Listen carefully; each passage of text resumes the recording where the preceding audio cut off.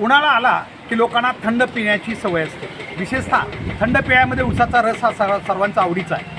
आणि हा उसाचा रस म्हणलं की आपण नेहमी एक चांगलं ठिकाण शोधायचा प्रयत्न करतो. आज मी काणेरी रोड स्थित असलेल्या संस्कार रसवंती गृह या ठिकाणी आहे. आपण बघू शकता या रसवंतीचं वैशिष्ट्य असं की हा चरक लाकडापासून बनवलेला आहे. आपण पहिला असेल बैलांचा पहिला चरक असायचा, बैल जुंपून आपण रस काढायचो. मात्र बैलाच्या जागी फक्त मशीन वरचा भाग आहे, मात्र चरक त्यांनी लाकडीच ठेवलेला असल्यामुळं ज्या ठिकाणाहून रस निघणार आहे तो लाकडी पार्ट असल्यामुळं या रसाची चव आणि दर्जा थोडा वेगळा राहतो. खरं तर हा व्हिडिओ जो मी आपल्यासाठी तयार करतो हा काही कुठली जाहिरात नाही आहे, परंतु केज शहर आणि तालुक्यात जे कोणी इनोव्हेटिव्ह लोक असतील, म्हणजे नवनवीन काहीतरी करणारे लोक असतील, त्यांचा तो भाग किंवा त्यांची ती कला सगळ्यापर्यंत पोहोचली पाहिजे.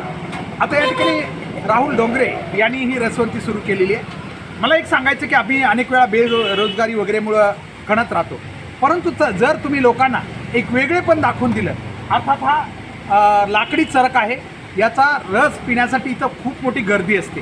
दररोज अनेक लोक इथं येतात. मला एवढंच सांगायचं आहे की ज्या गोष्टी चांगल्या आहेत त्या आपण स्वीकार केला पाहिजे.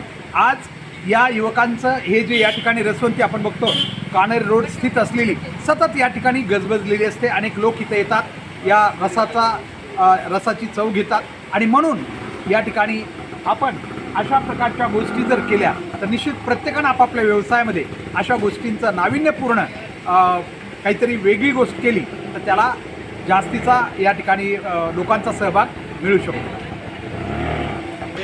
आपल्याला सांगायचं म्हणजे मी या ठिकाणी मुद्दाम हा व्हिडिओ आपल्यासाठी बनवतो तो ह्या की आपण बघू शकताय हा गावरान ऊस जो आहे या ठिकाणी एकत्र साठवला जातो.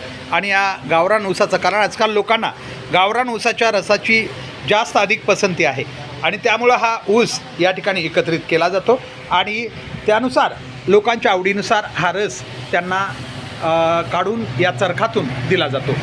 म्हणून या ठिकाणी अशा नाविन्यपूर्ण काहीतरी गोष्टी करणाऱ्या किंवा तसे आपण बघितले असतील रसवंती अनेक आहेत, आपापल्या परीने तेही प्रयत्न करतात. परंतु त्या ठिकाणी आजकाल आपण बघतो मशीन असते सतत चालू करणं किंवा त्यांना ज्या काही गोष्टी लागतात त्या लाकडी भागापासून निघणारा रस थोडा वेगळा वाटतो. म्हणून हे खास व्हिडिओ तुमच्यासाठी.